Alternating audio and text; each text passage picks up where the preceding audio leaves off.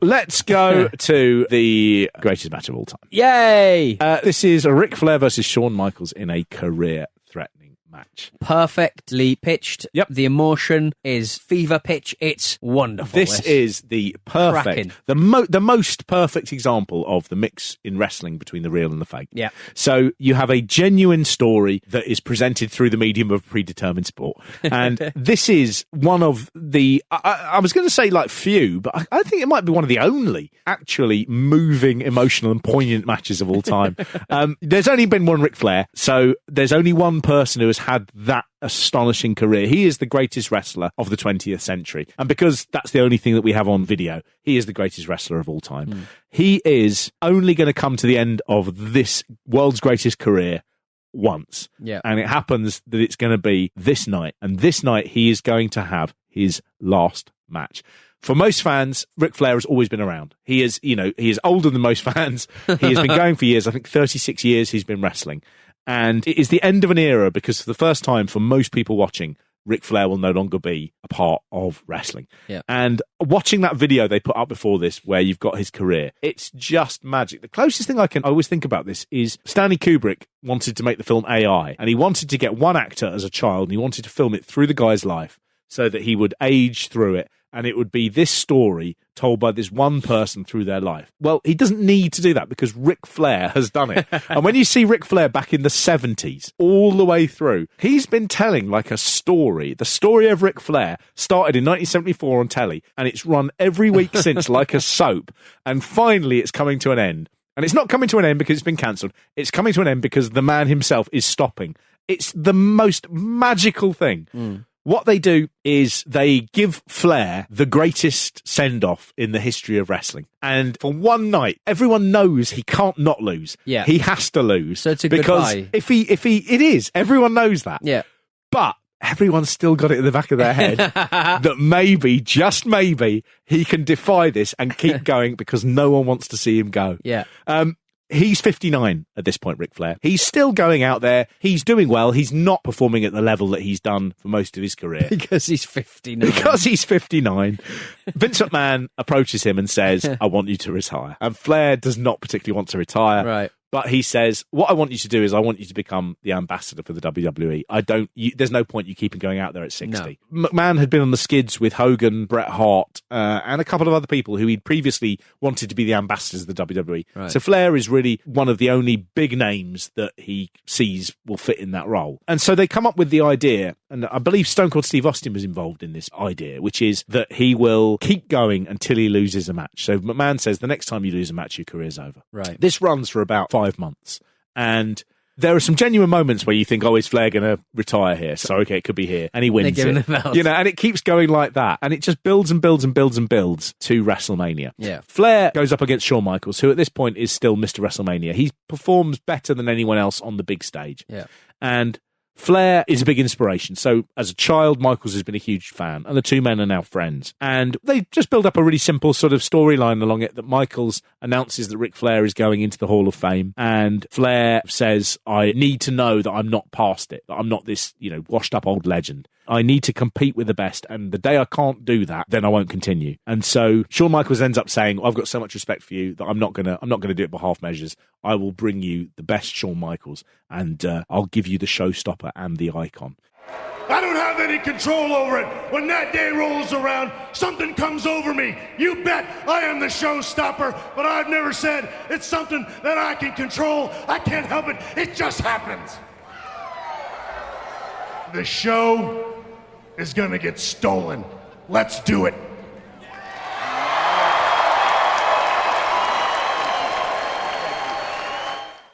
They use lots of references to Old Yeller in this, which is obviously a much more of an American touchstone than it is in Britain. Because, do you know Old Yeller? I only know that he dies. Yeah. They have to kill him. Well, Old Yeller is like again, I don't 100% know either. From what I've been able to ascertain through watching wrestling for all these years. Like an old dog. It's like an old dog that is brilliant. Right. And sooner or later, you have to take it, with regret, round the back of the barn and shoot it. Yeah. And that's the story of Old Yeller. Yeah. And so that's basically, Flair is going, I am not going to go out with my tail between my legs. I'm going to go out in a blaze of glory. Do your best. And this works, this angle, because it's real. Because these are all the things that Flair does think. Yeah. You know, if I can't perform at that level, I shouldn't be here.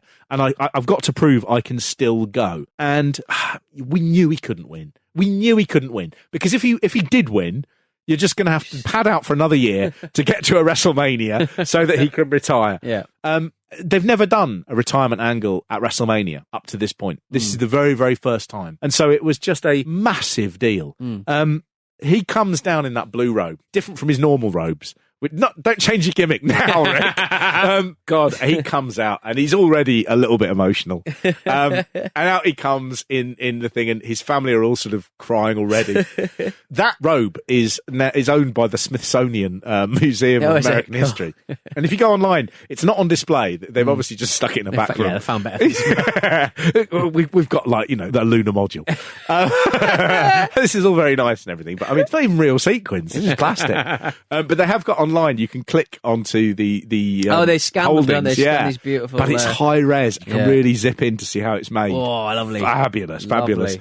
Previously to that, they have a little interview that he does with Mike Adamle, who is a very short tenured interviewer, probably the least informed, least interested in wrestling person ever to work in wrestling. He famously called Jeff Harvey in a big interview. I mean, he's that bad. And he gets to do pretty much the last interview that Ric Flair ever does as an active performer. And Flair just keeps it short and sweet. What's my game plan? To be a man. Yeah. Out they come. Flair keeping it together. And what's really interesting about this match is Shawn Michaels called the entire thing. Basically, he's apparently his words to Flair when they went out. I mean, it seems incredible they didn't do something in advance. Yeah. Basically, he said that to Flair, shut up and listen. That was his thing. Right. And he said he can be a bit of a control freak, Michaels, in his matches. But he said, I knew where I wanted it emotionally. The match was, as cheesy as it sounds, it was going to be my love letter to Ric Flair. And it was my way of trying to show him the friendship we had and the impact he had on the 15-year-old me. And I wanted to convey that to him through a wrestling match. I think what he wanted to do was he wanted to go out there and give Flair a match that was much better than Flair was able to do by himself at that time.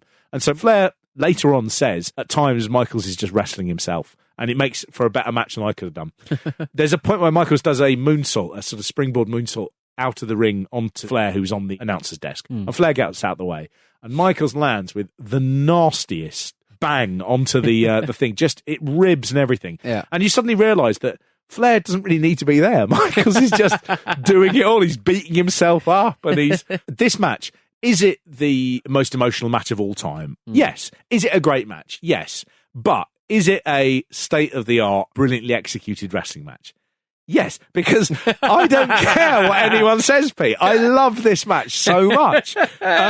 This is, I mean, throughout, there are so many bits as a wrestling fan that you just go, this is brilliant. This is what Michaels means about the love letter. There are bits that talk about Flair's history throughout the whole thing. So he comes off the top turnbuckle and he hits Michaels with a sort of, a crossbody, which is Flair famously would never manage to do a move off the top rope. He'd always get pushed off, that sort of thing. There's a bit where Michaels slams him and you see that Flair lands on his hip, and that's because Flair never landed on his back, because he had his back broken in a plane crash in 1975, and he always took bumps on his side. Right. No other wrestlers do that, really. It's just Flair. So when you see that, you're like, even in this match, every little moment is reminding you of the history of this unique performer. It's even the bit right at the start where Michaels slaps Flair really, really hard, and there's blood. And Flair was one of the great bleeders. But it's also that thing of sort of going, I'm not going to go soft on you because you're 59.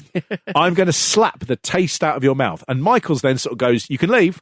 And Flair, I don't know whether they got it mic'd up, but I mean, it really does work in a moment. But Flair just goes, yeah, you got first blood. And it's just, there's history peppered throughout this, which I think maybe is just because of my love of Ric Flair. But I can understand what Michaels means when he says it's love letter. There's all these nods to Flair's history that you barely notice within the actual sort of ebb and flow of a match. The storytelling is great. There's a point where Michaels can't bring himself to do the super kick, but Flair is straight there taking advantage. That was a great sort of sign of him as a wrestler. He was never the strongest, the fastest, the quickest, or the roughest. But what Flair was an opportunist, and he would wait for a mistake and he would capitalise. There's bits where he does low blows, the dirtiest player in the game. It's just the history of Ric Flair told in one great celebratory match. And I think that takes it from beyond the thing about who's going to win. What it is going, I'm going to throw nods to the 36 years this man has been doing this, to the greatest. That is where wrestling becomes, they talk about the ring being a canvas and wrestlers painting, the story they want to tell on that canvas. And Shawn Michaels just brings a level of artistry which I don't think anyone else has ever done, and you can only do it really with Ric Flair. Maybe I'm reading too much into it. Maybe it's just they're doing stuff that they always do, and we've seen a million times. I don't know. But the finish, jeez. As it builds to the end, I mean, there's a bit where Flair kicks out a 2, and the audience roar. There's a point where Michaels is getting the super kick ready. We know he's going to happen. He's going to get hit by it. And Flair grabs the referee. And while he's holding the referee, he back heels Shawn Michaels in the nuts. And there's a moment where the crowd, I think he pins him. And when he kicks out, the crowd actually squeal. There's not 70,000 people not roaring or booing, but just going, like that. It's absolutely amazing. But the end section, as you say, I mean, as he iconic drags himself up, he knows that the end is in sight, but he's not going to shy away from it. Yeah. He's just going to say, well, if this is it, this is it. And he says, come on. He's got that sort of, by this point, he's got a slur to his voice. He always reminds me of that, put him up, the Cowardly Lion. He goes, come on. And Shawn Michaels says, I'm sorry, I love you. Bang, the super kick hits. Flair is in absolute floods of tears before he even hits the floor. Yeah. Apparently, Flair was not expecting Michaels to say that. It was one of those extemporized things. Michaels said, I told him I loved him, and I can't say it without getting weepy half the time. You have to understand, the guy who was in the ring with him, I was in there in body, but inside it was the 15-year-old kid who watched him every Saturday. And I wanted to say, thank you for giving me this honor, and I love you for it. They get the 3 count. Flair is bawling. Michaels holds him, he gives him a kiss, and he leaves his ring. And Flair is just on his back, sobbing. He is broken and devastated. And I don't think there is... I was watching this with my wife, and she came into it about, is this that Ric Flair one? Yeah. And when he is crying on the floor, I heard her going... and I was super aware when I heard her crying. I thought, good. Because I'm crying. It makes me cry because I would honestly say I don't think there's a more raw emotional moment that's ever been caught by a TV camera. No. than watching a man give up the thing that he's done for the whole of his life and knowing it's over. And he has to give up because time won't let him continue. It got me. It gets me every time. Lump in the throat.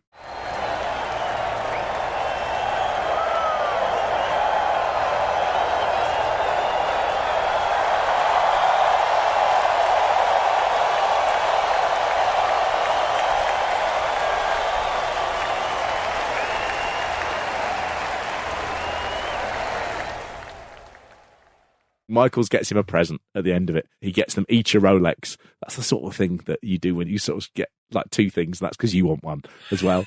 But Michaels gets 2 Rolexes, and it says Richard Flair, which is Flair's real name, Richard Flair versus Shawn Michaels. He doesn't put his real name in, Michael Hickenbottom. More expensive, maybe.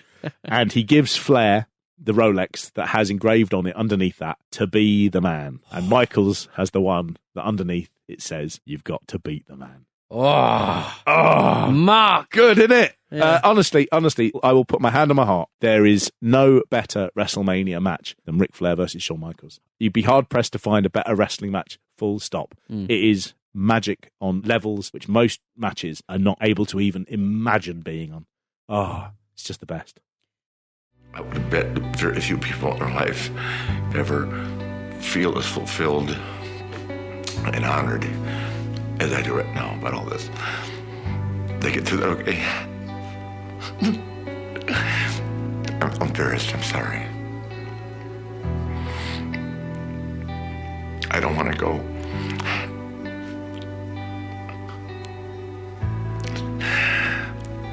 I'm not sure I'm going to. Because it's all over, his career is over. It's over. But then, Mark, he does something else. Yeah, Flair finds it difficult to retire. Away, yeah. He's been doing this all of his life, Yeah. and I think he doesn't like just being a guy who is doing meet and greets. The problem with Flair is he spends a lot of money throughout his career, and he begins to get big offers. So people like High Spots, who are a wrestling tape company, famous for their shoot interviews, and they begin saying to Flair, we will give you the more money than we've ever paid anyone if you want to do a a shoot interview. Yeah. You know? And he gets a huge amount of money for doing things like that. Right. So quite quickly, I think he becomes disillusioned with the WWE, the role he's been given. And the restrictions that are inherent. Yeah, and he ends up... his lack of ability to make money. I mean, he ends up taking a trip with Hulk Hogan. Hulk Hogan puts on a series of events in Australia on a show called the Hulkamania Let the Battle Begin tour. Right. So this happens in November 2009. So WrestleMania is April 2008. So 18 months later, Flair finds himself back in the ring. He loses to Hogan. He gets hit with brass knuckles or something. It's all a bit tawdry. Hogan, by this point, is also not really capable of putting on a good match. Yeah. So the men do 4 matches, I think, against each other. People are very disappointed, really. Yeah. There is a sense that because it happens in Australia, it doesn't count. It's on the other side of the world, and it's just these 2 old guys doing it. People are really disappointed that they end up doing a big bloodbath as well. People are like, this seems beneath you. Unseemly, yeah, you're absolutely right. Flair at this point is 60. And a 60-year-old man cutting his head open. I don't know. There is something... Well, I mean, when it said, like, well, sure, we'll come on to it, the TNA stuff, but, like, Jay Lethal is pulling his pants down. Yeah, I mean... to reveal a better bum than I will ever have. Yeah. He signs 60. with Impact. And I remembered vaguely the Impact thing. I was like, oh, yeah, he got into the ring a few times and everything. He got into the ring a lot. Yeah. So he had matches against Mick Foley, Jay Lethal, Abyss... Doug Williams, which takes place in London. I was going to say, I mean, one of the only people who did retire and not come back was Shawn Michaels. But then he did come back. He came back on one of the Saudi shows, you know, and they all regret it. Yeah. Flair ends up having his final match, nicely, in fact, with Sting, who is his long perennial rival from WCW. They have that match in September 2011. So this is 3.5 years after the WrestleMania match. Flair gets injured in the match. He has a sort of shoulder problem. It keeps him out of the ring. And in the time that he's out, Jerry Lawler suffers a near-fatal heart attack during an episode of Raw. He dies. And because they've got the medics there, they manage to revive him and bring him back to life. This all happens on Raw. And Flair has alcoholic cardiomyopathy, which is essentially long-term alcohol abuse, has left him very, very susceptible to heart failure. Right. So when he saw that happen to Lawler, he realised, okay, he isn't immortal, he can't live forever, and he decided that he would not be coming back. In 2016, he said continuing to wrestle in TNA was the number one regret of his career. There was also a sense that he damaged his legacy. When he went out at WrestleMania, he went out as a huge performer on the biggest stage of them all. And by doing TNA afterwards, these matches that weren't very good against wrestlers who were famous in wrestling, but were not the level of Shawn Michaels, and certainly in buildings that were nothing like doing it at the Citrus Bowl. There was a sense that he had a couple of such bad years at the end that there would be people who remember them before they remember the glory years. And that's a really sad thing. I do think that Ric Flair is the greatest wrestler of all time. I think, people have had better matches, of course. People have had better feuds. There have been better people who were better for short periods of time. But nobody has just wrestled as long and as well and as excitingly as Ric Flair. He is just the best. And actually seeing him on this night, for me, Flair ends that night. Yeah. And that's the way it should be. Well, good on you, Mark. Magic. Good on you. I have to announce to you that I will never retire. I will only retire when I'm dead in this ring. Wow. How about that announcement? Over my dead body. I've got too much juice left. Woo! I'm still an itch boy.